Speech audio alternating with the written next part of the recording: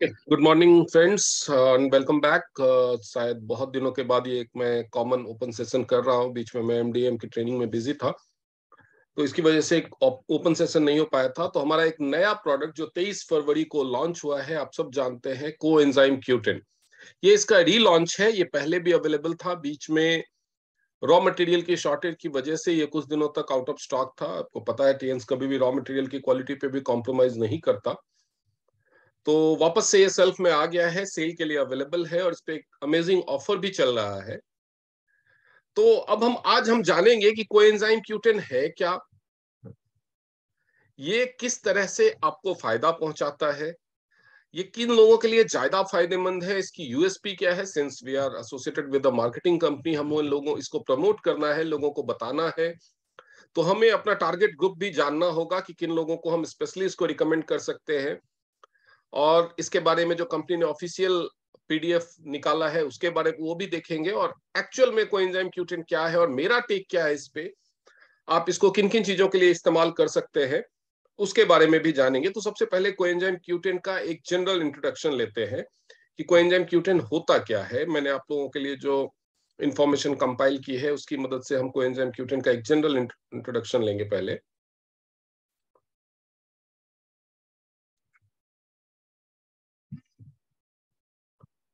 Coenzyme Q10 एक vitamin की तरह का पदार्थ है जो हमारी पूरी बॉडी में होता है, लेकिन हार्ट, लिवर, किडनी और पेनक्रियाज में स्पेशली ये बहुतायत में पाया जाता है। ये हमें बहुत सारे खाद्य पदार्थों से भी मिलता है, लेकिन बहुत ही कम मात्रा में मिलता है, जो हमारे शरीर की जरूरतों के लिए सफिशियंट नहीं होता है। ये मीट्स में, सी फूड में, नट्स में, ये सब में होता है।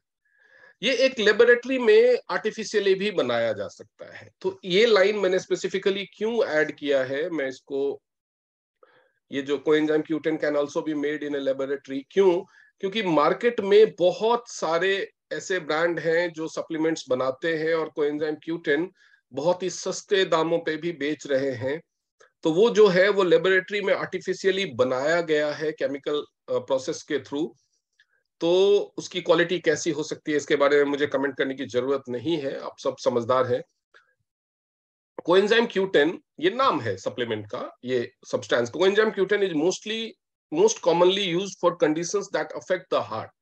ये सबसे ज्यादा हार्ट के लिए यूज होता है, हार्ट फेलियर वाले केसेस में, फ्लूइड बिल्डअप वाले जो बॉडी में हो जाता है उसमें, और जो कंजेस्टिव हार्ट फेलियर CHF जिसको बोलते हैं, या ischemic heart failure, chest pain, angina, जिसमें छाती में हार्ट फेल के जो सिम्टम में जो एंजाइना होता है, जो जिसमें छाती में, लेफ्ट साइड में, लेफ्ट आर्म में, जबड़े में, कानों के नीचे, ये सब एरिया में दर्द होता है। High blood pressure, it is also use for preventing migraine headache. ये माइग्रेन से बचाने के लिए भी इस्तेमाल किया जाता है। पार्किंसंस में इस्तेमाल किया जाता है और बहुत सारे दूसरे कंडीशंस में भी। ये एक एंटीऑक्सीडेंट भी है जो आपकी बॉडी नेचुरली भी बनाती है। कोएंजाइम Q10 हमारी बॉडी में नेचुरली भी बनाता है, और हमारी जो शरीर की कोशिकाएं हैं वो अपने ग्रोथ और मेंटेनेंस के लिए इसको इस्तेमाल करती है। कैसे, ये जो कंपनी का पीडीएफ में उसमें बहुत अच्छे से समझाया गया है ऑफिशियल पीडीएफ में, उसको जब मैं दिखाऊंगा तो मैं आपको एक्सप्लेन करूंगा। जो शरीर में कोएंजाइम Q10 की मात्रा है वो आपकी उम्र बढ़ने के साथ साथ डिक्रीज होने लगती है, क्योंकि शरीर को हम न्यूट्रिशनल इनटेक हम सही ढंग से आजकल के खाने के हिसाब से दे नहीं पा रहे हैं। तो शरीर की जो क्षमता है इसको सेल्फ प्रोड्यूस करने की, वो घटती जाती है। और जैसे जैसे आपकी उम्र बढ़ती जाती है कोएंजाइम Q10 का लेवल आपके शरीर में डिक्रीज होने लगता है। Coenzyme Q10 levels have also been found to be lower in people with certain conditions such as heart disease। तो जिन लोगों को हार्ट की समस्याएं, दिल से हृदय से रिलेटेड समस्याएं होती है, उनमें ये कम पाया जाता है। और जो लोग कोलेस्ट्रॉल घटाने वाली दवाएं लेते हैं, जिसको स्टैटिन्स बोलते हैं, उस उनमें भी जिन लोगों को कोलेस्ट्रॉल बहुत हाई हो जाता है, उनको हार्ट की प्रॉब्लम होती है, फिर उससे रिलेटेड वो दवाइयां लेना शुरू कर देते हैं, उन लोगों में भी कोएंजाइम Q10 उनके शरीर में नेचुरल प्रोडक्शन की क्षमता घट जाती है। Coenzyme Q10 is found in meat, fish, and nuts. The amount of coenzyme Q10 found in these dietary sources, however, isn't enough to significantly increase coenzyme Q10 levels in your body.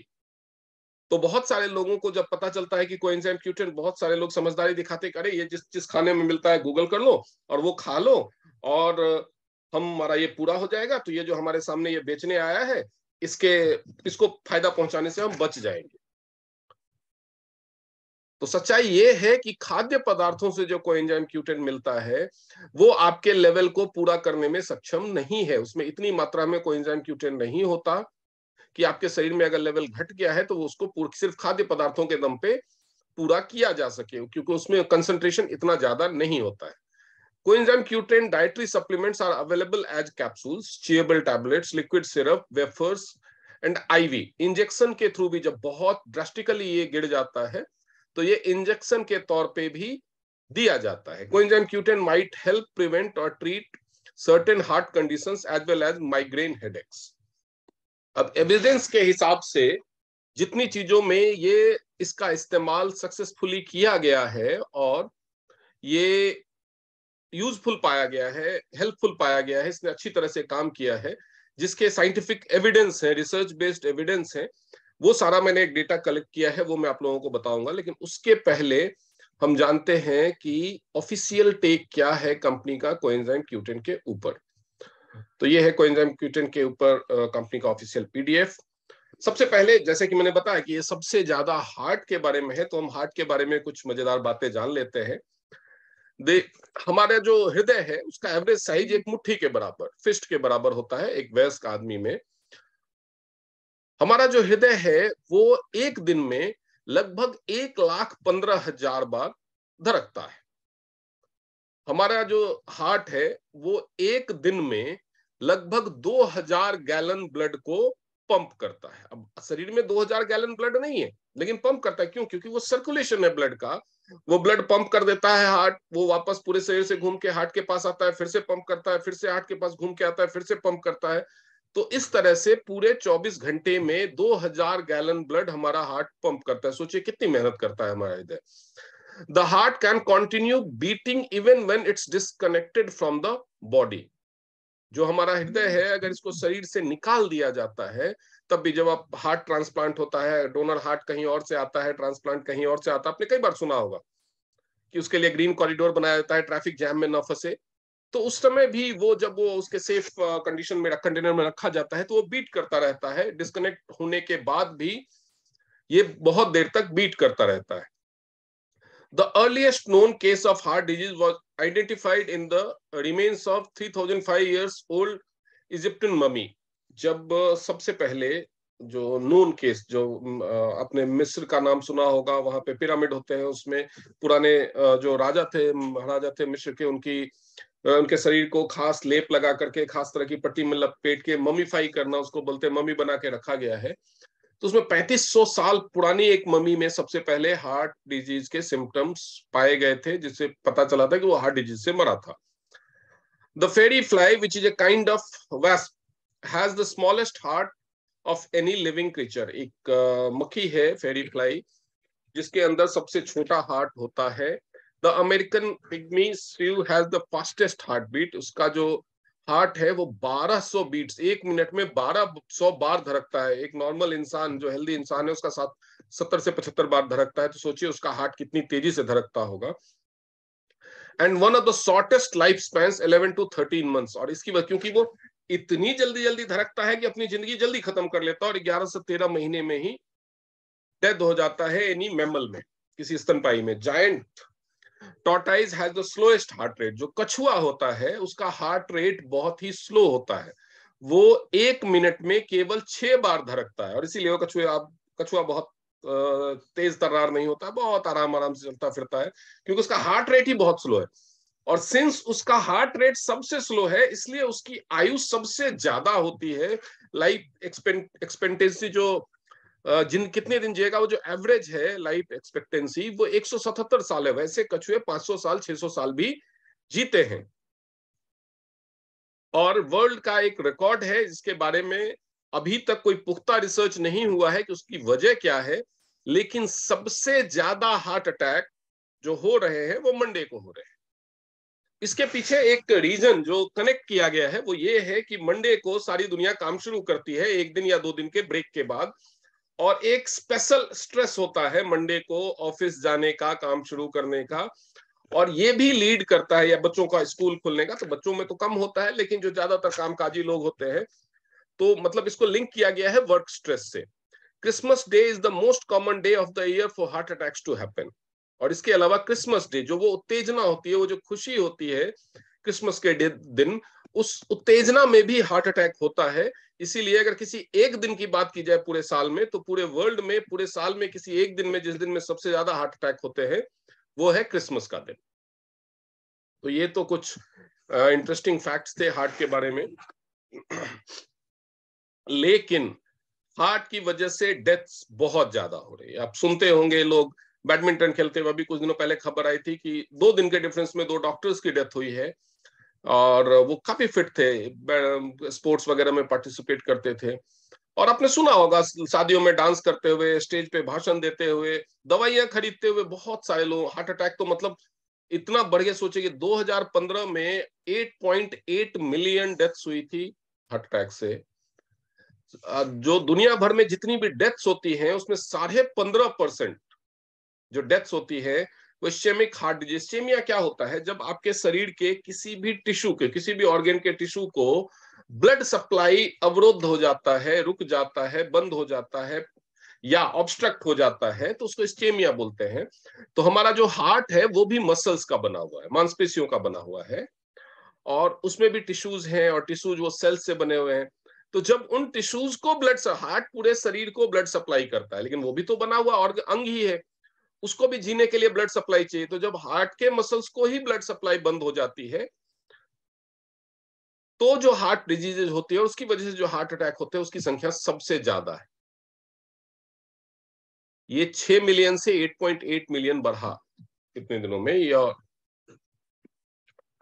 Percentage distribution इसमें दिखाया गया है कि groups of death during 2000 से 2018 के बीच में circulatory system से related कि कौन सा डेथ कितना हुआ था, जिसमें जो सबसे पहला नंबर है वो सर्कुलेटरी सिस्टम का डेथ है।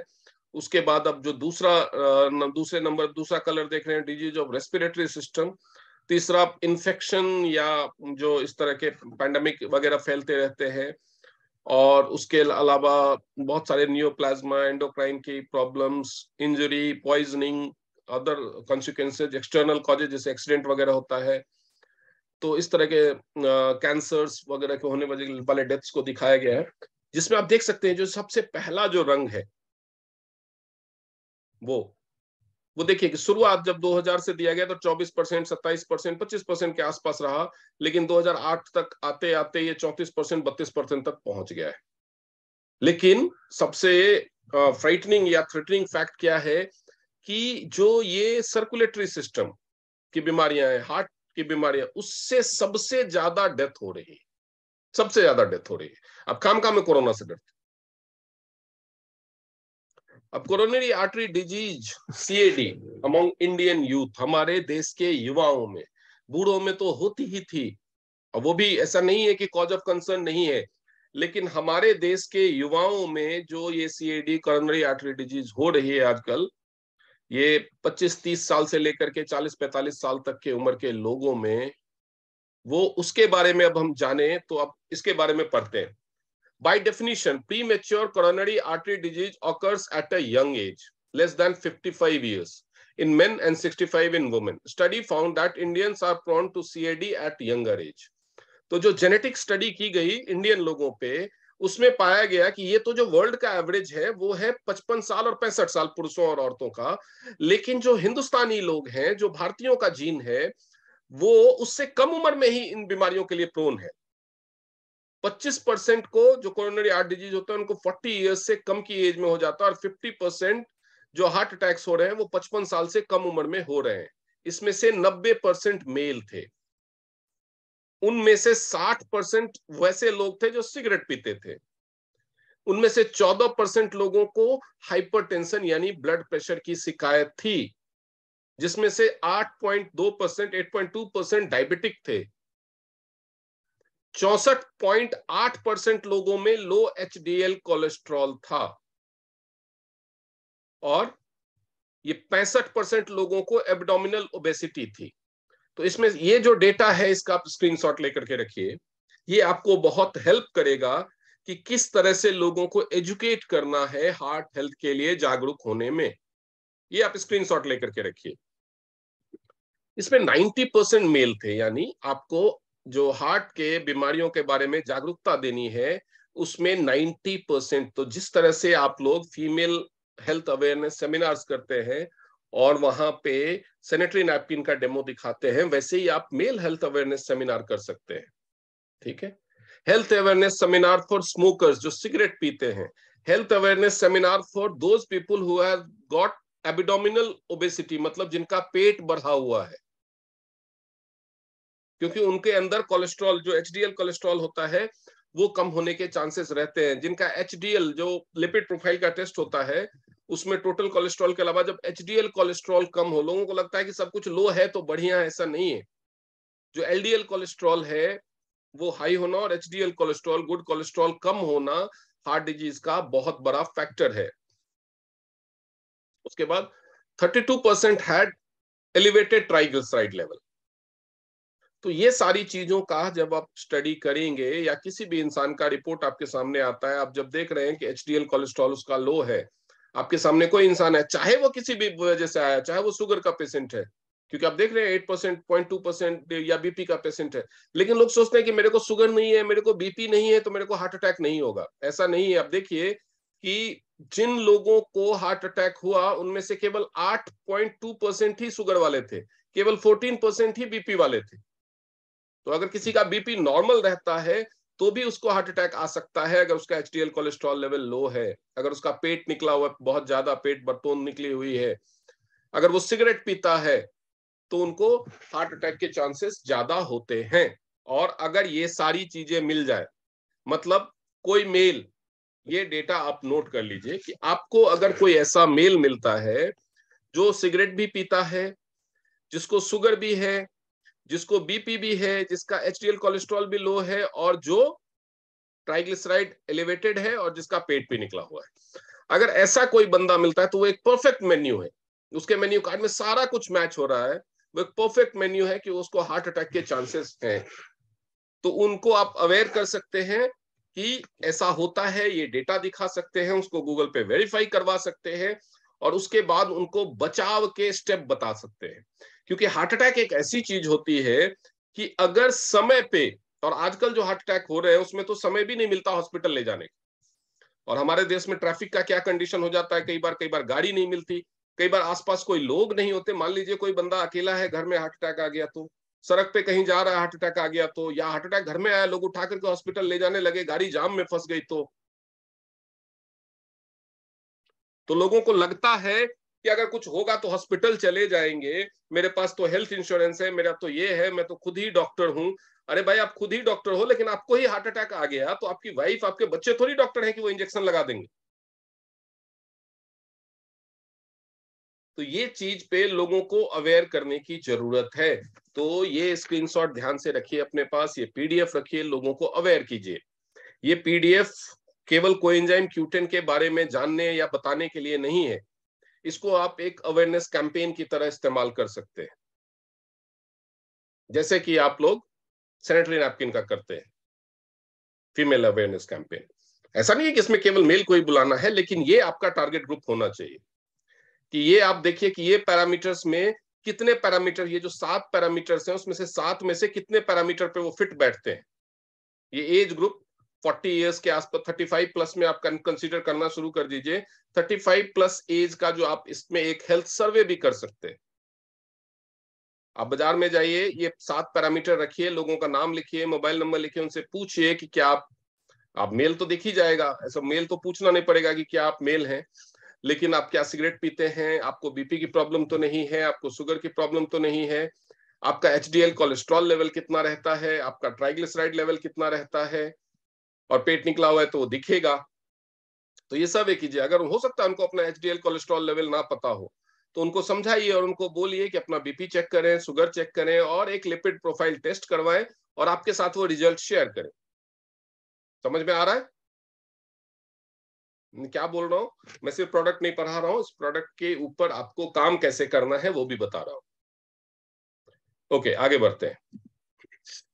जो सीएडी के लिए, जो अब सीएडी क्या है आपने यहाँ पे पढ़ा, कोरोनरी आर्टरी डिजीजेस या हार्ट डिजीजेस, अगर आप शॉर्ट में बोलचाल की भाषा में समझना चाहते हैं तो अब सीएडी के लिए रिस्क फैक्टर्स क्या क्या है, कौन कौन सा बंदा रिस्क पे है?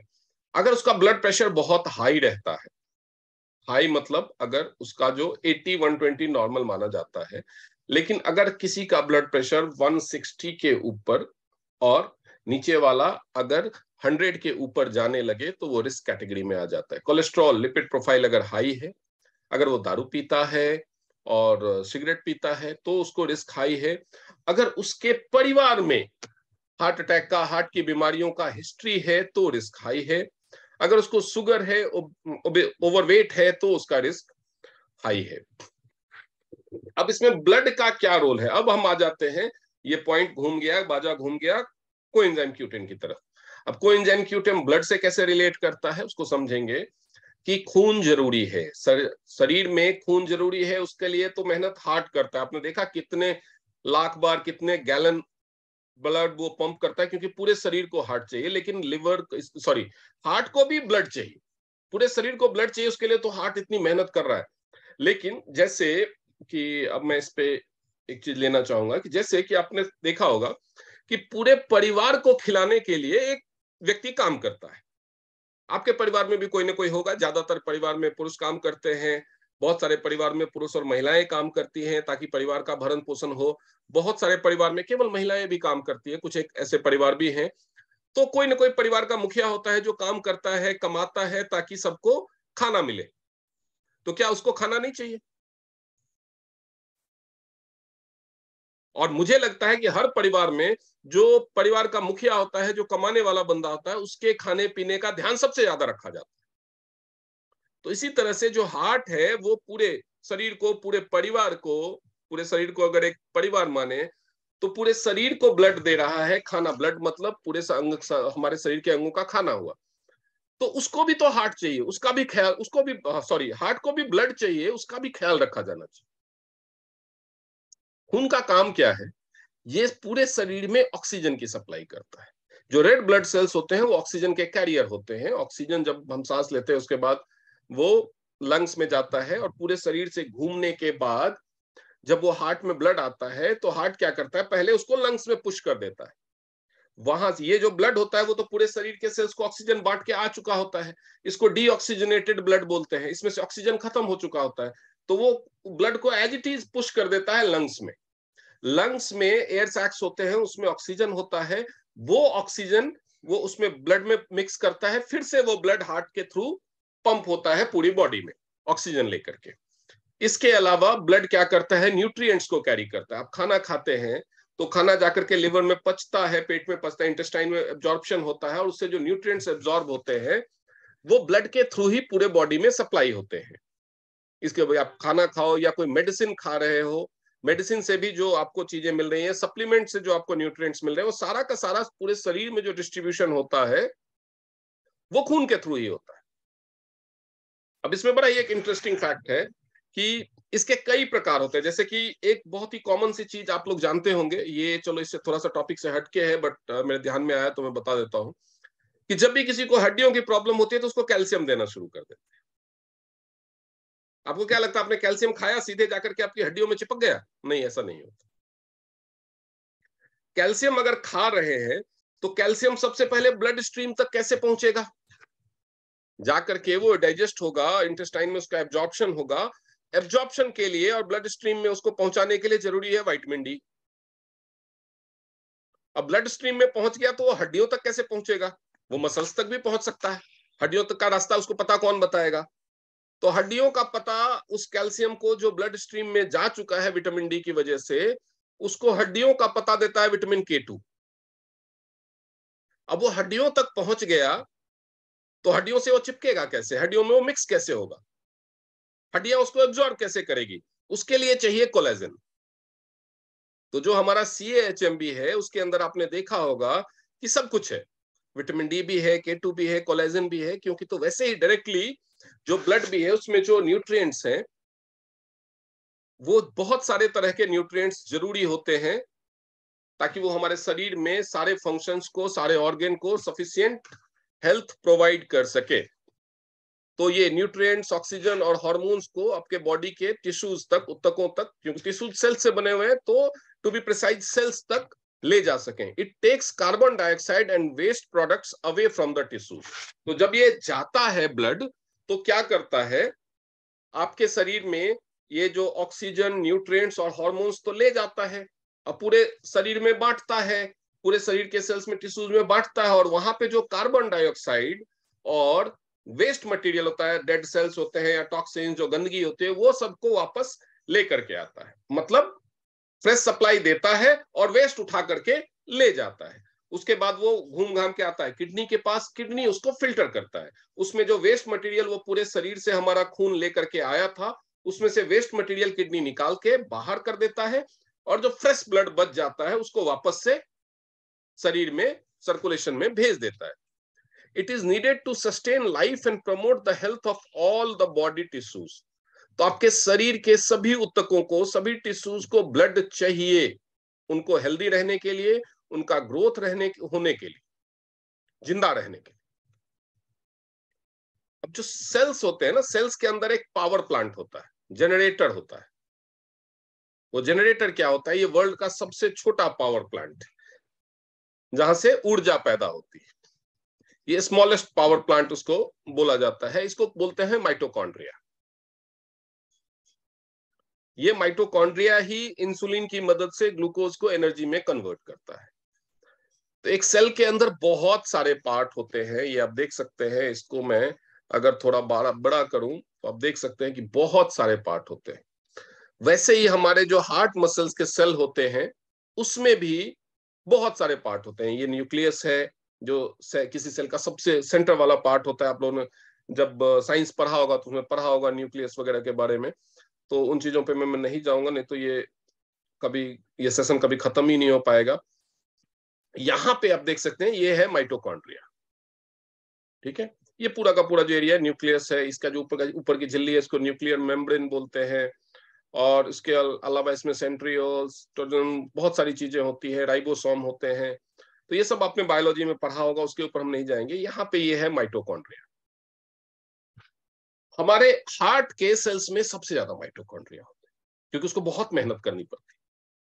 2000 गैलन ब्लड उसको पूरे दिन में पंप करना होता है। तो उसको बहुत ज्यादा, हमारे हार्ट को बहुत ज्यादा एनर्जी चाहिए, सबसे ज्यादा एनर्जी चाहिए। तो उसमें बहुत सारे, उसके हार्ट के जो मसल के सेल्स होते हैं ना, उसमें बहुत सारे जनरेटर लगे होते हैं, जिसको माइटोकॉन्ड्रिया बोलते हैं। 5000 से लेकर के 8000 तक माइटोकॉन्ड्रिया एक सेल में होते हैं। अब सोचिए, एक सेल इतनी छोटी इकाई है कि नंगी आंखों से नहीं देखा जा सकता, तो उसके अंदर 5000 या 8000 माइटोकॉन्ड्रिया, वो कितनी छोटी इकाई। और ये सोचिए कि इन सब चीजों के ऊपर रिसर्च हो रहा है, तो साइंस ने कितनी तरक्की की है। ओके, अब ये जो स्मॉलेस्ट पावर प्लांट है, उसमें से माइटोकॉन्ड्रिया को थोड़ा सा बड़ा करके दिखाया गया है। अब ये देखिए, ये माइटोकॉन्ड्रिया है। ये माइटोकॉन्ड्रिया क्या, ये जो ऊपर वाला भाग है इसको आउटर मेम्ब्रेन बोलते हैं, ये जो भाग है इसको इनर मेम्ब्रेन बोलते हैं। अंदर की झिल्ली, बाहर की झिल्ली। इसके अंदर आप देख सकते हैं यूबिक्यूनिन, जिसमें ये जो कोएंजाइम Q10 है वो यहाँ पे जाता है, और इसको, ये जो जंक्शन है यहाँ पे, ये एटीपी प्रोड्यूस करके उसको एनर्जी में चैनलाइज करने में हेल्प करता है। न्यूट्रिएंट्स को, न्यूट्रिएंट में ग्लूकोज भी आता है, तो उसको एनर्जी प्रोड्यूस करने में या चैनलाइज करने में हेल्प करता है ये कोएंजाइम Q10। कोएंजाइम Q10 का प्रिसाइजली क्या क्या फंक्शन करता है ये, तो अगर आपके, ये जो आपको बताया गया यहाँ पे कि हमारे हार्ट के सेल में 5000 से 8000 माइटोकॉन्ड्रिया है, अगर उसको कोएंजाइम Q10 नहीं मिलेगा, तो वो जो एनर्जी प्रोडक्शन की जो उसकी स्पीड है, उसकी क्षमता है, वो स्लो डाउन होगी। तो सेल का ग्रोथ रुक जाएगा। सेल का ग्रोथ और डिवीजन रुकेगा, तो वो ऑर्गेन, वो टिश्यू धीरे धीरे धीरे धीरे वीक होने लगेगा। और आपके हार्ट के सेल्स अगर वीक होने लगेंगे, तो फिर तो राम नाम सत्य है। पूरे शरीर में ब्लड सर्कुलेशन, बहुत सारी भी दूसरी बीमारियां भी हो सकती है। तो हाउ डज इट वर्क, इसमें ये ऑप्टिमल कार्डियोवास्कुलर हेल्थ और फंक्शन को सपोर्ट करता है, इम्यून और नर्वस सिस्टम को भी सपोर्ट करता है। डायबिटिक कॉम्प्लिकेशंस को कैसे सपोर्ट करता है, जैसे कि मैंने बताया कि जो हमारा जो पेनक्रियाज है, पेनक्रियाज में जो बीटा सेल है, पेनक्रियाज में भी एक कोएंजाइम Q10 पाया जाता है, वो भी फायदा होता है। जो बीटा सेल है, बीटा सेल को वो काइनेटिक एनर्जी देता है ब्लड में घुल करके मूव करने की, जो इंसुलिन, जो सॉरी बीटा सेल को नहीं, बीटा सेल में जो इंसुलिन होता है, इंसुलिन के प्रोडक्शन को ये एनहांस करता है। वो एनर्जी की जरूरत होती है बीटा सेल द्वारा इंसुलिन बनाने के लिए, तो वो उसको इनहेंस करता है। वो जो इंसुलिन पहुंचता है, सेल का रिसेप्टर खुलता है, वो सेल के अंदर माइटोकॉन्ड्रिया में जाता है और ग्लूकोज का एनर्जी में कन्वर्सन स्टार्ट करता है, और एटीपी प्रोडक्शन जरूरी है वहां पे। तो वहां पे अगर कोएंजाइम Q10 कम होगा तो उसकी वजह से भी जो आपका शुगर लेवल है, ये जो ग्लूकोज है, उसका एनर्जी में कन्वर्शन स्लो डाउन हो जाएगा। तो उसमें ऐसा नहीं है कि तुरंत आप डायबिटिक हो जाएंगे, लेकिन जब भी आप ऐसा खाना खाएंगे जिसमें ग्लूकोज है तो आपको तुरंत एनर्जी नहीं मिलेगी। और दूसरा, खाना खाने के बाद थोड़ी देर तक आपको बहुत ज्यादा थकान महसूस होगी, क्योंकि एक तो एनर्जी तुरंत नहीं मिल रही है, और दूसरा जो आपका सब फंक्शन शुरू हुआ है उसमें कोएंजाइम Q10 ठीक से उसको एनर्जी में कन्वर्ट नहीं कर पा रहा है, तो थोड़ी देर के लिए आपका शुगर लेवल बढ़ा हुआ रहेगा। नॉर्मली जितनी देर में आपके खाने से मिलने वाला ग्लूकोज एनर्जी में कन्वर्ट होना चाहिए, उतनी देर में नहीं हो पाएगा। अगर आप ऑलरेडी डायबिटिक हैं तो ये उस कॉम्प्लिकेशन को और भी बढ़ा देगा। तो ऐसा नहीं है कि जो कोएंजाइम Q10 है वो डायबिटीज को ठीक कर सकता है, ये डायबिटीज का इलाज नहीं है, लेकिन डायबिटिक कॉम्प्लिकेशन को कम करने में हेल्प करेगा। गार्ड्स अगेंस्ट कैंसर, अगर आपके सेल में जो माइटोकॉन्ड्रिया है, तो वो माइटोकॉन्ड्रिया कौन से सेल में और होगा, वो आपके इम्यूनिटी सेल में भी होगा। अगर उनको सफिशिएंट Q10 मिलेगा तो सेल का ग्रोथ और हेल्थ बना रहेगा, तो आपके शरीर में इम्यूनिटी सेल सफिशिएंट नंबर में बने रहेंगे। तो वो क्या होगा, जो रक्षक सेल अगर ताकतवर है तो वो भक्षकों को सर उठाने नहीं देंगे। आपकी आर्मी अगर बॉर्डर पे BSF खड़ी है और वो ताकतवर है, तो डेफिनेटली दुश्मनों को घुसने ही नहीं देगी, सर उठाने नहीं देगी। तो वो आपके कैंसर से भी आपको बचाता है। Powerful antioxidant that reduces normal signs of aging by preventing damage caused by the free radicals and oxidative stress. तो ये पावरफुल और माइटी एंटीऑक्सीडेंट है जो फ्री रेडिकल्स को मारता रहता है, किल करता रहता है, और ऑक्सीडेटिव स्ट्रेस से आपकी बॉडी को बचाता है। आपके मसूड़ों में होने वाली बीमारियों से भी ये बचाता है। कई केसेस में तो जो मसूड़ों पे लगाने वाले जेल आते हैं जिससे मसाज किया जाता है, उसमें भी कोएंजाइम Q10 एक इंग्रेडिएंट के तौर पे इस्तेमाल होता है। मसल्स के, क्योंकि इसका काम सेल्स को एनर्जी दे करके सेल्स की ग्रोथ को प्रमोट करना है, और जो हमारे मसल्स होते हैं उसमें सबसे ज्यादा टिश्यूज और सेल्स होते हैं पूरी बॉडी में। तो जो मसल्स की ग्रोथ है, आपने देखा होगा जो जिम जाने वाले हैं, जो बॉडी बिल्डर्स हैं, उनको अगर तेजी से बॉडी बनाना होता है, फुलाना होता है, तेजी से डोले सोले बनाने होते हैं, तो वो ATP का इंजेक्शन लेते हैं। That is actually coenzyme Q10 का इंजेक्शन। तो ये मसल्स के ग्रोथ के लिए, रीजनरेशन के लिए भी असिस्ट करता है। Slows progression of mitochondrial disorders and neurogenetic type diseases. तो ये जो माइटोकॉन्ड्रिया से रिलेटेड जो बीमारियां हैं उसको स्लो डाउन करने में, क्योंकि माइटोकॉन्ड्रिया को एनर्जी प्रोड्यूस करने में, हेल्प करने में यही रोल निभाता है, और माइटोकॉन्ड्रिया का काम ही केवल वही है। तो अगर उससे रिलेटेड कोई डिसऑर्डर होता है, जिसको न्यूरोडिजेनेरा टाइप डिजीजेस बोलते हैं, तो उसमें भी ये हेल्प करता है। Q10 production reduced by ageing, अब उम्र बढ़ने के साथ साथ Q10 का प्रोडक्शन घटने लगता है। तो ये आपके हार्ट के टिश्यूज में किस तरह से एज बढ़ने के साथ साथ घटता है, ये आपको दिखाया गया है। जो 100-110 के आसपास होना चाहिए, जैसे आप 40 की एज तक पहुंचते हैं तो वो 80 पे आ जाता है, और उसके बाद और भी शार्पली डिक्लाइन होकर के जब आप 80 की एज पे पहुंचते हैं तो ये घट करके 57% रिड्यूस हो जाता है। जितना होना चाहिए उसमें आधे से भी कम रह जाता है, 43% ही रह जाता है एज बढ़ने के साथ साथ। तो क्या करना है, एज लोगों को ये एक प्रिवेंटिंग सप्लीमेंट के तौर पे देना है। बाहर की दुनिया को बाद में देखेंगे, पहले आपके घर में 50, 55, 60 साल के जो लोग हैं उनको कोएंजाइम Q10 देना शुरू कीजिए। फूड सोर्स ऑफ Q10, क्या क्या चीजों को खाने में मिलता है। Typical coenzyme Q10 dosages is 30 to 90 milligram per day. आपको अगर हेल्दी रहना है तो एक एडल्ट को 30 से 90 ग्राम तक प्रतिदिन चाहिए कोएंजाइम क्यूटेन। अगर 90 ग्राम 30 से 90 ग्राम के बीच में मिल रहा है तो आपका शरीर उससे काम चला सकता है। अगर डेफिशिएंट हो गया तो 30 से 90 ग्राम लेने से काम नहीं चलता, क्योंकि वो तो बॉडी की डे टू डे रिक्वायरमेंट है। वो तो बॉडी की, इस चीज को कैसे लोग जब इन चीजों का मेजरमेंट करते हैं तो उसमें एक गलती करते हैं। मान लीजिए कि किसी के शरीर में, जैसे इसमें लिखा हुआ है कि 30 से 90 मिलीग्राम कोएंजाइम क्यूटिन चाहिए, तो वो खाना देखेंगे, ज्ञानी लोग हैं तो वो खाना देखते हैं, मैं ये बारकली खा लूंगा, मैं ये खा लूंगा, इसमें इतना होता है, इसमें इतना होता है, कैलकुलेट करते हैं। क्यों? क्योंकि उनको किसी ने बताया कि आपको कोएंजाइम क्यूटिन की डेफिशिएंसी है, तो वो उसको पूरा कर लेते हैं। भैया एक बात बताओ कि अगर किसी इंसान, कोई इंसान नौकरी कर रहा है, उसकी सैलरी है 50,000 रुपए। अब वो 50,000 की सैलरी में अपना घर चला रहा है, उसको हर महीने 50,000 का खर्चा है, 50,000 रुपए उसको मिल रहे हैं, उसका घर मजे से चल रहा है। अचानक से लॉकडाउन आया, उसकी नौकरी चली गई, 6 महीने उसके पास नौकरी नहीं थी, तो 3 लाख का कर्जा हो जाएगा उस पर। वो 50,000 उधार ले रहा है तो हर महीने, और काम चला रहा है, 3 लाख का कर्जा हो गया उस पर। अब उसको दोबारा से नौकरी अगर मिले और सैलरी 50,000 ही हो, तो वो कर्जा कभी चुका पाएगा? या तो उसे खर्चों में कहीं कटौती करनी पड़ेगी, यानी उसके फैमिली का कोई ना कोई फंक्शन बीमार हो जाएगा, नहीं तो उसको अपनी इनकम बढ़ानी होगी।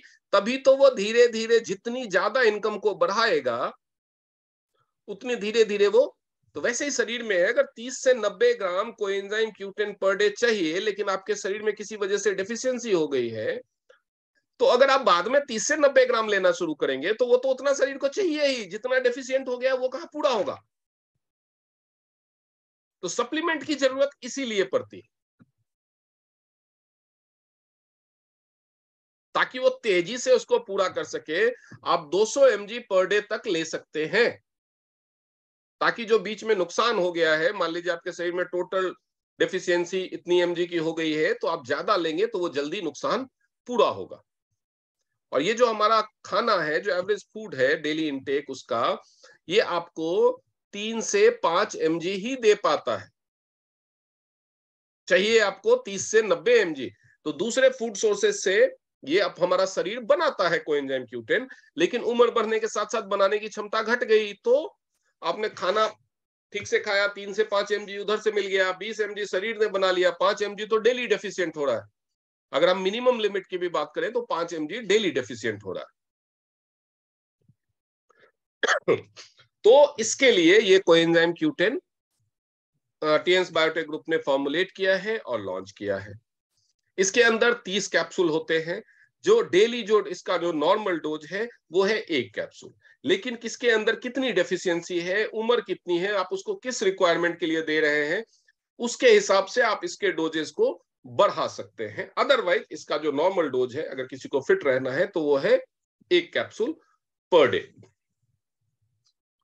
इसमें जो ईच कोएंजाइम क्यूटल कैप्सूल, जो इसमें जो मेन इंग्रेडिएंट है, एक्टिव इंग्रेडिएंट कोएंजाइम क्यूटेन है, उसके अलावा इसमें रेस्वेराट्रोल है, उसके अलावा डीएल अल्फा, ये इसको विटामिन ई समझिए, और उसके अलावा एलार्जिनिन है, जिंक सल्फेट है, और जो ये सारे आप देख रहे होंगे इसमें बहुत सारी तरह की चीजें डाल दिया, इसमें सेलेनोमेथियोनिन डाल दिया, उसके अलावा विटामिन B12 डाल दिया। ये सारी चीजें क्यों डाला? केवल कोएंजाइम क्यूटेन भी हो सकता था। तो ये जो सारी चीजें हैं, ये 3 तरह से हेल्प करते हैं।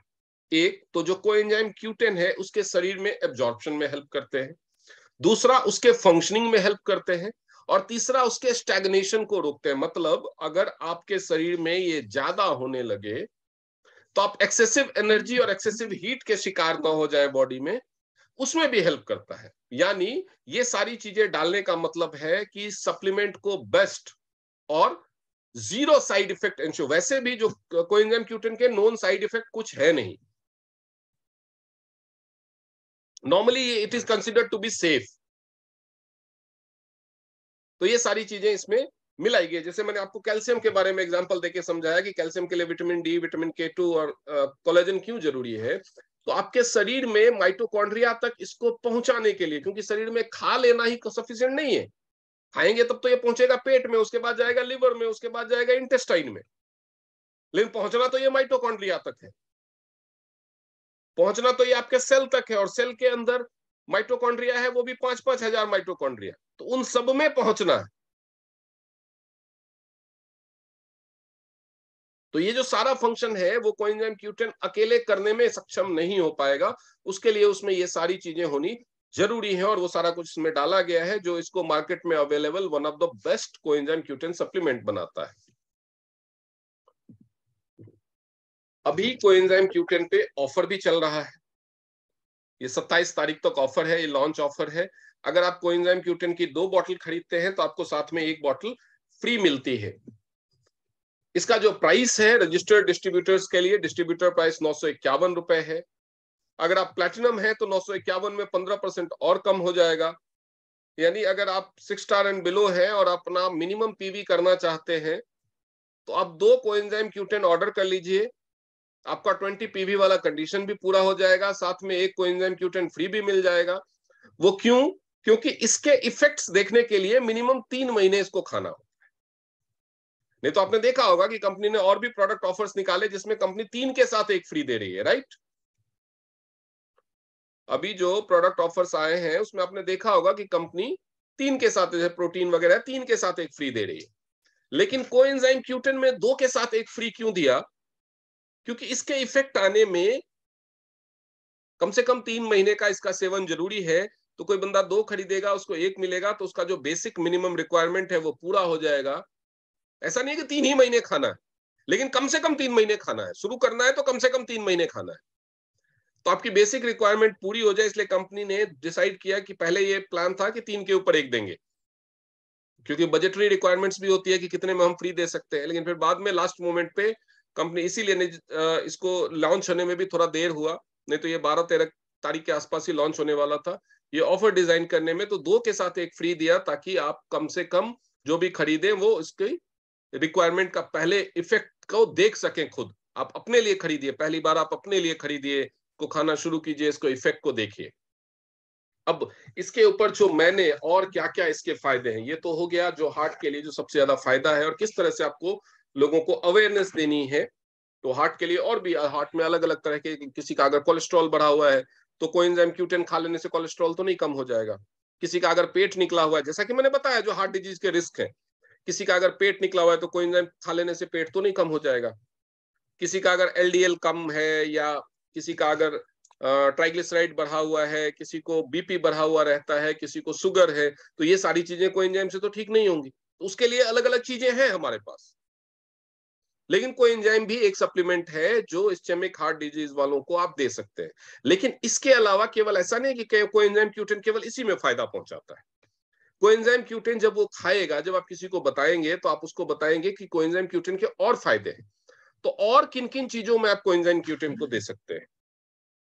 जैसे जिमनिमा है, वैसे तो वो शुगर के लिए है, लेकिन हम वेट लॉस के लिए भी जिमनिमा देते हैं। कोलेस्ट्रॉल बढ़ा हुआ है तो भी जिमनिमा देते हैं। शुगर की सॉरी लिवर की डिसऑर्डर से लिपिड प्रोफाइल बढ़ा हुआ, उसमें भी जिमनिमा देते हैं। इवन किसी को फीवर आ जाए तो भी जिमनिमा देते हैं, और जिमनिमा काम करता है उसमें। तो उस तरह से जितने भी हमारे प्रोडक्ट्स होते हैं वो मल्टीपर्पज होते हैं। ज्यादातर प्रोडक्ट्स हमारे मल्टीपर्पज है।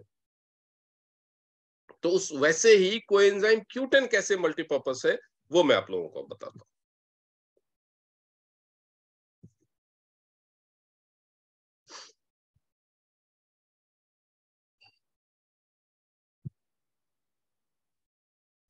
हाँ, जो इसका एविडेंस बेस्ड बेनिफिट्स हैं, जो रिसर्च हुआ है कोएंजाइम Q10 के स्पेसिफिक कंडीशंस में, उसमें जो पता चला है, उसमें जो फाइंडिंग्स आई हैं और जो पेशेंट्स के ऊपर रिसर्च हुआ है या क्लिनिकल रिसर्च हुआ, उन सब के हिसाब से हार्ट कंडीशंस में coenzyme Q10 has been shown to improve symptoms of congestive heart failure. Although findings are mixed, coenzyme Q10 might help reduce blood pressure. Blood pressure को घटाने के लिए इसका जो फाइंडिंग है थोड़ा मिक्स है। Some research also suggest that when combined with other nutrients, coenzyme Q10 might aid recovery in people who have had bypass and heart valve surgeries. तो जिन लोगों को हार्ट के वाल्व की सर्जरी हुई है या बाईपास सर्जरी हुई है, उसकी कंडीशन में भी सुधार लाने में कोएंजाइम हेल्प करता है। लेकिन उसके साथ साथ और भी न्यूट्रिएंट्स या सप्लीमेंट चाहिए। डायबिटीज में भी ये कैसे काम करता है वो मैंने बता दिया आपको, फिर भी बता देता हूं। Although more studies are needed, इस पे और ज्यादा स्टडी होने की जरूरत है, क्योंकि माइटोकॉन्ड्रिया बहुत ही शरीर की सूक्ष्मतम इकाई है, सेल से भी छोटी इकाई है, तो उसके ऊपर अभी और भी रिसर्च होना है। Some research suggests that coenzyme Q10 may help reduce low density lipoprotein, cholesterol and total cholesterol level in people with diabetes. तो डायबिटीज में अगर ये बढ़ा हुआ है तो उसको ये घटाने में मदद करेगा और हार्ट डिजीज के रिस्क को घटाएगा। पार्किंसंस में recent research suggests that the even high doses of coenzyme Q10 don't seem to improve symptoms in people with Parkinson's disease.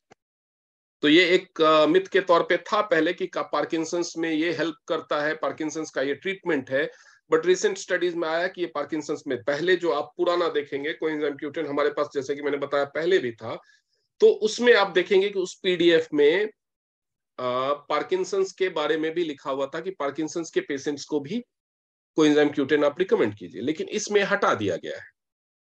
तो मैंने आपको क्या बोला है कि जो टीएंस है वो हमेशा, क्यों, अपना रिसर्च सेंटर होने का यही फायदा है, टीएंस हमेशा अपने आप को अपडेटेड रखता है नए रिसर्च के साथ, और प्रोडक्ट में, उनके यूजेस में, उनके लिमिटेशंस में, हर चीज में अपडेशन करता रहता है एज पर लेटेस्ट रिसर्च। लेकिन स्टिल ये पार्किंसंस में फायदा पहुंचा सकता है, नाक इस तरफ से पकड़ो या दूसरी तरफ से पकड़ो, कैसे पहुंचा सकता है उसके बारे में मैं आपको आगे बताऊंगा। जो स्टैटिन होता है, जो कोलेस्ट्रॉल को घटाने के लिए दिया जाता है, उसकी वजह से जो प्रॉब्लम होती है शरीर में, जिसको स्टैटिन इंड्यूस्ड मायोपैथी बोलते हैं, तो उसके बारे में भी कुछ रिसर्च में पता चला है कि कोएंजाइम Q10 उसकी वजह से, जो कोलेस्ट्रॉल घटाने वाली दवाओं की वजह से जो मसल्स में वीकनेस आ जाती है, दर्द होता है, जिसको स्टैटिन इंड्यूस्ड मायोपैथी बोलते हैं, उसमें भी ये हेल्प करता है। माइग्रेन्स में कुछ रिसर्च में ये भी पता चला है कि coenzyme Q10 might decrease frequency of these headaches, तो जितनी जल्दी जल्दी होता है उसको ये घटाएगा। Physical performance, because coenzyme Q10 is involved in energy production, ये एनर्जी का प्रोडक्शन करने में इन्वॉल्व है। It is believed that this supplement might improve your physical performance. However, research in this area has produced mixed results. तो उसके बारे में क्या है, मैंने ये ऐसा नहीं है कि मैं कुछ पॉइंट्स बताने वाला हूं, उसको पूरा एलेबोरेट करके एक्सप्लेन करूंगा कि कहां पे क्या रिसर्च ने क्या बोला है। A group of disorders that most often cause muscles weakness, जिसको हम ऑटो इम्यून डिसऑर्डर भी बोलते हैं, इसमें कई तरह की चीजें हैं। जो माइटोकॉन्ड्रियल मायोपैथी हो सकता है, जब माइटोकॉन्ड्रिया ठीक से फंक्शन नहीं करता है तो उससे सेल्स की ग्रोथ ऑब्स्ट्रक्ट होती है, एनर्जी प्रोडक्शन ऑब्स्ट्रक्ट होता है, टिश्यूज को नहीं मिलता, और सबसे ज्यादा जैसे कि मैंने बताया कि टिश्यूज तो मसल्स में होते हैं, तो मसल्स का फंक्शन डिसरप्ट होता है। तो उसमें ये हेल्प करता है कोएंजाइम Q10 माउथ से, खाने में लेने से। ऐसा नहीं उसका इंजेक्शन नहीं लेना आपको, जैसे बॉडी बिल्डर्स लेते नहीं, खाने में जो होता है वो जो माइटोकॉन्ड्रियल मायोपैथी है उसके सिम्टम्स को घटाने में ये मदद करता है। However improvement in symptoms is slow. Coenzyme Q10 थोड़ा सा लेथार्जिक है, ये स्लो काम करता है। Some people have to take coenzyme Q10 for 6 months to get the most benefits. Nerve pain in people with diabetes, जिनको डायबिटिक न्यूरोपैथी होती है और उनके हाथ पैरों में दर्द रहने लगता है, नर्व्स का पेन रहने लगता है, उसमें ये बहुत हेल्पफुल है। जो फाइब्रोमाइल्जिया की प्रॉब्लम है उसमें भी कोएंजाइम Q10 पेन, दर्द घटाने में, टेंडरनेस, फटीग, थकान वगैरह घटाने में, और जो जिनको फाइब्रोमाइल्जिया उनको अगर स्लीप इश्यूज हैं, जो मस्कुलर पेन में उसकी वजह से नींद नहीं आती, तो वो सब में ये हेल्प करता है। माइग्रेन में कोएंजाइम Q10 अगर आप कैप्सूल के फॉर्म में खाते हैं तो ये माइग्रेन होने से रोकेगा, बचाएगा। Taking coenzyme Q10 also reduces migraine frequency in children who have low levels of coenzyme Q10. It may take up to 3 months to see any benefit. Multiple sclerosis, ये भी एक ऑटो इम्यून डिसऑर्डर है। इसमें पैरों के muscles इतने week हो जाते हैं, इंसान चल फिर भी नहीं पाता है, पहले स्लो स्लो चलना शुरू करता है। आपने देखा होगा कि बहुत सारे बुजुर्ग लोग बहुत धीरे धीरे बेबी स्टेप्स, छोटे छोटे स्टेप्स लेकर के चलना शुरू कर देते हैं। वो एक मल्टीपल सेलरोसिस का ही फॉर्म है। वो उम्र बढ़ने के साथ साथ मसल्स की वीकनेस है, और वो होता है कोएंजाइम Q10 की कमी की वजह से। जैसे कि मैंने बताया कि 80 इयर्स का होने के बाद ये आपके शरीर में 57% तक कम हो जाता है। तो ऐसे जो लोग होंगे उनको अगर आप ये देंगे तो उनको फायदा होगा। उसके अलावा a group of inherited disorders that cause muscle weakness and muscle loss, जिसको मस्कुलर डिस्ट्रॉफी बोल सकते हैं। तो मस्कुलर डिस्ट्रॉफी से पीड़ित आपको बहुत सारे बच्चे मिलेंगे डिफरेंट डिफरेंट एज ग्रुप में, तो उनको भी कोएंजाइम Q10 अगर आप खिलाएंगे तो उनके फिजिकल परफॉर्मेंस में धीरे धीरे सुधार आएगा। लेकिन जैसा कि मैंने बताया कोएंजाइम Q10 वक्त लेता है इंप्रूवमेंट दिखाने में। तो किसी ने एक बॉटल खरीदा और एक महीना तो खाया, कुछ फायदा नहीं हुआ, तो उनको ये चीज पहले बता दीजिए। It will take time, it will show its improvement in 3rd month and you might need to take it for 6 to 8 months. Heart attack, when started within 72 hours of a heart attack, अगर ivy, जब heart attack के patient को आप hospital में लेके जाते हैं तो उसको जो आईवी लगाते हैं तरह तरह के एंटीबायोटिक्स और दूसरी चीजें, उसमें कोएंजाइम Q10 भी होता है। 72 आवर्स के अंदर में अगर कोएंजाइम Q10 को शुरू कर दिया जाए ओरली भी, तो ये जो दूसरा हार्ट अटैक का जो आने का चांस रहता है उसको रिड्यूस करता है और उससे रिलेटेड दूसरे इवेंट्स को भी रोकता है। A disease that causes curved painful erections, जिसको पायरोइड डिजीज बोलते हैं, जिसमें इरेक्शन सही से नहीं होता, उसमें भी कोएंजाइम Q10 हेल्प करता है। इसके अलावा ये स्पर्म काउंट बढ़ाने में भी हेल्प करता है, उसके बारे में और आगे जानेंगे।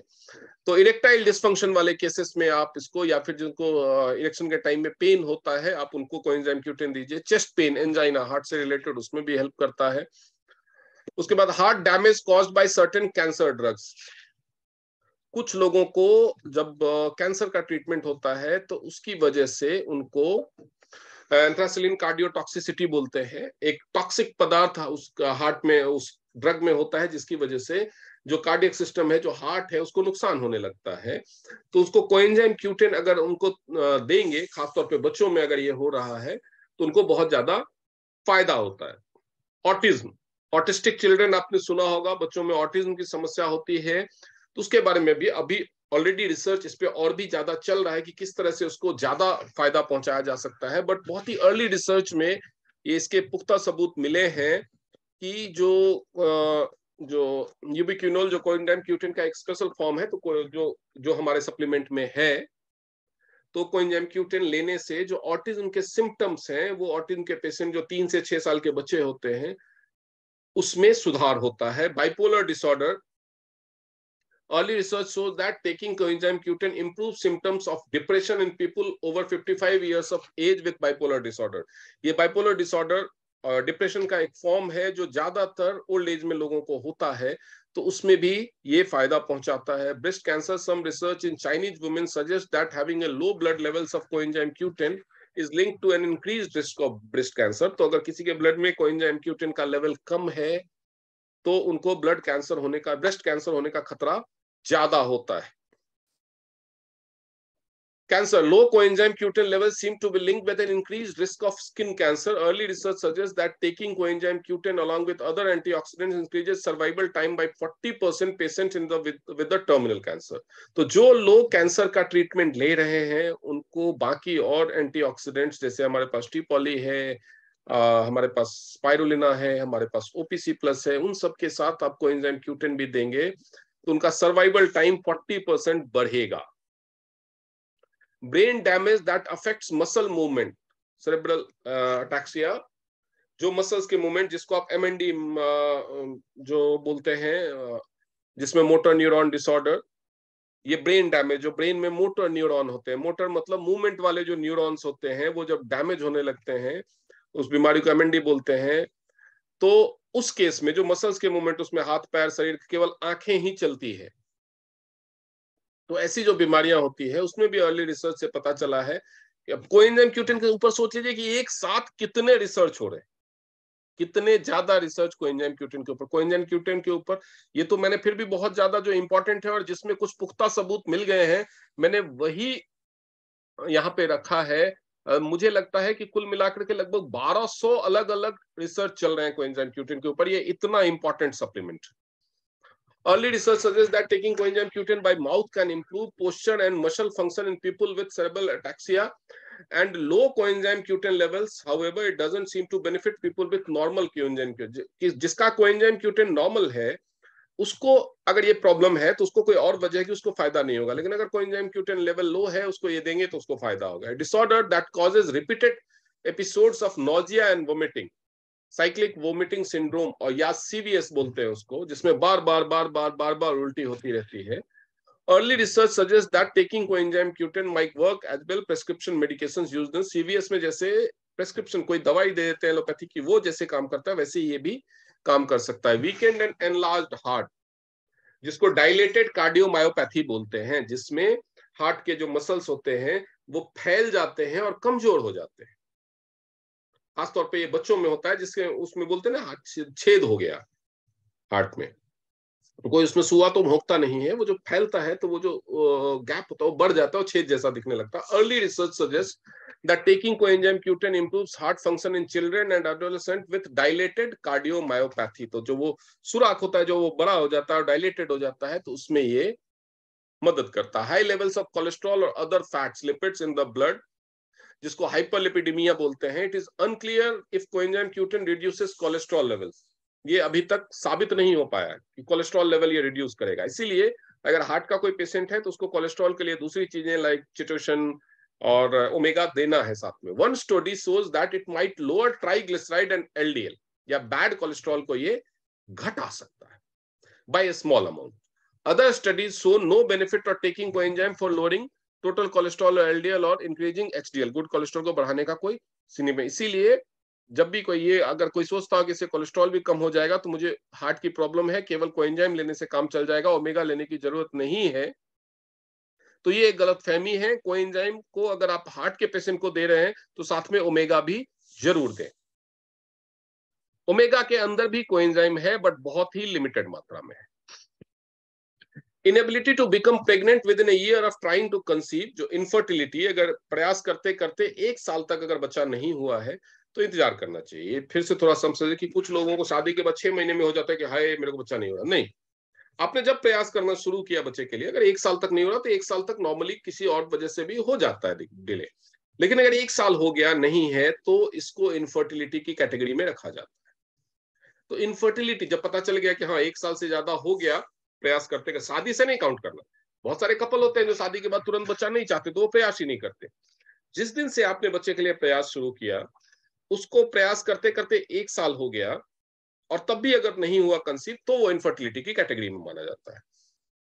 तो कोएंजाइम Q10 लेने से कंसीव करने का, कई बार जब सारी रिपोर्ट्स नॉर्मल आती है और कंसीव नहीं हो रहा है, तो कोएंजाइम Q10 लेने से कंसीव करने के रेट में इंप्रूवमेंट होती है। लेकिन ये मिसकैरेज की अगर प्रॉब्लम है, कई लोगों को बच्चा नहीं होने की समस्या क्या होती है, कंसीव तो हो रहा है लेकिन 2 महीने में 3 महीने में बच्चा खत्म हो रहा है, तो ये मिसकैरेज में फायदा नहीं पहुंचाता। Kidney failure, some early research suggest that taking coenzyme Q10 improves kidney function in people with kidney failure। जिन लोगों का किडनी फेल हो गया है, जो लोग डायलिसिस पे हैं, उनको कोएंजाइम Q10 देना है। लेकिन जो लोगों को किडनी की प्रॉब्लम है लेकिन फेलियर नहीं हुआ है, डायलिसिस स्टेज तक नहीं पहुंचे हैं, उनको कोएंजाइम Q10 फायदा नहीं पहुंचाएगा। हाँ, कमी अगर है तो दे सकते हैं, लेकिन आप सोचोगे कि किडनी की बीमारियां इससे ठीक होने लगेगी, तो वैसा नहीं। Conditions in a man that prevent him from getting a woman pregnant within a year of trying to conceive, male infertility, sperm count low hona। There are some early evidences that taking coenzyme Q10 by mouth for 3 to 6 months can improve the movement and density of sperm in men with certain types of infertility। sperm count low होना, mortality उसका कम होना, मतलब movement उसका कम होना, तो ये सारी problems अगर मेल के स्पर्म एनालिसिस रिपोर्ट में आई है तो आप उसको कम से कम 6 महीने कोएंजाइम Q10 खाने की सलाह दीजिए। An inherited form of diabetes that is linked with deafness, early research suggests that taking coenzyme Q10 by mouth might prevent the progression of a rare form of diabetes that is inherited from the mother। अगर किसी की mother को diabetes था और उसको भी diabetes आया तो इसमें कोएंजाइम Q10 जरूर हेल्प करेगा।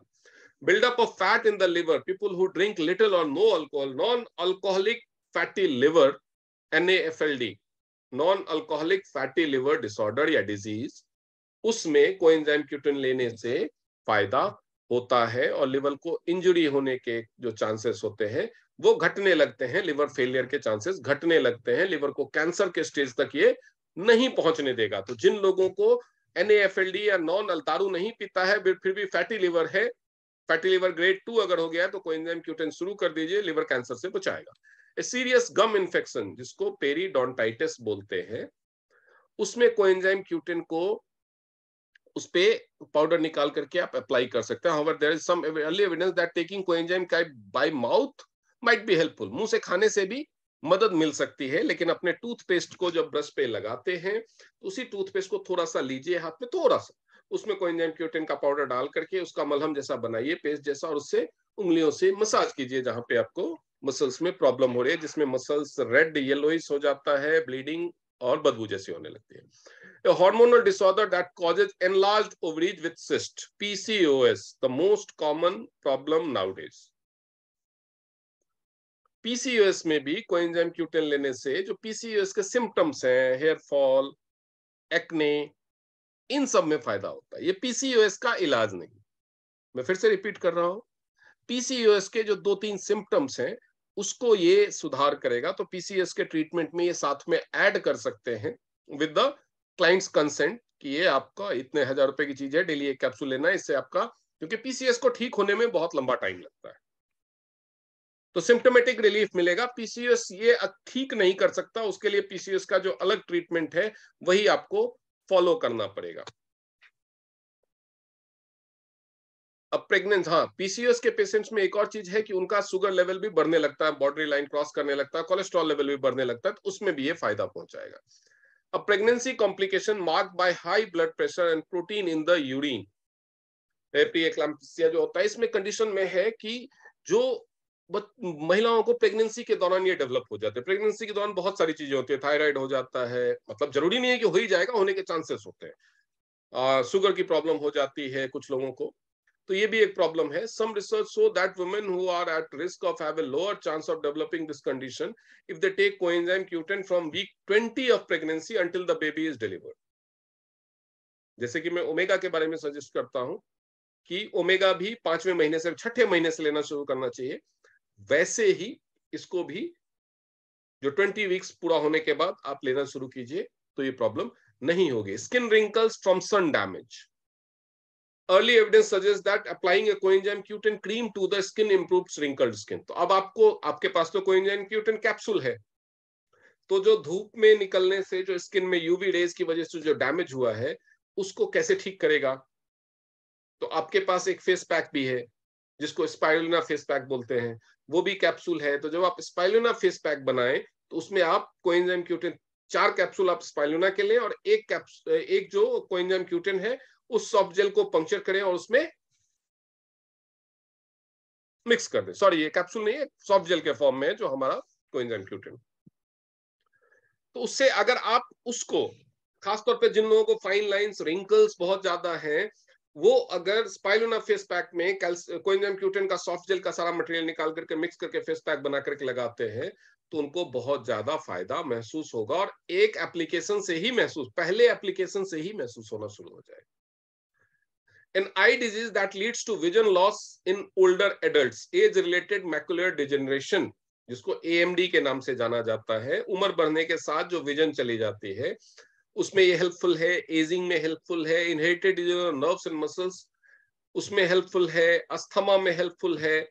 कैटरैक्ट्स में हेल्पफुल है। क्रॉनिक फटीग सिंड्रोम जो CFS है, जिसको हमेशा थकान महसूस होती रहती है, उसमें तो जरूर देना है। कोकेन यूज डिसऑर्डर, जो लोग अफीम लेते हैं, उसमें उनको अगर आप देंगे तो उनके हेल्थ में सुधार होगा। ड्राई आई में, हार्ट डिजीज में तो हमने kidney damage in people with diabetes, जिनको डायबिटिक नेफ्रोपैथी है, डायबिटिक के पेशेंट को तो जाना ही होता है डायलिसिस पे, तो उनको देना है। तो ये सारे हैं कोएंजाइम Q10 के बेनिफिट्स। अब अगर किसी के सवाल जवाब हैं तो हम क्वेश्चन आंसर्स लेंगे, लेकिन इससे पहले रिकॉर्डिंग किधर से बंद होता है भाई?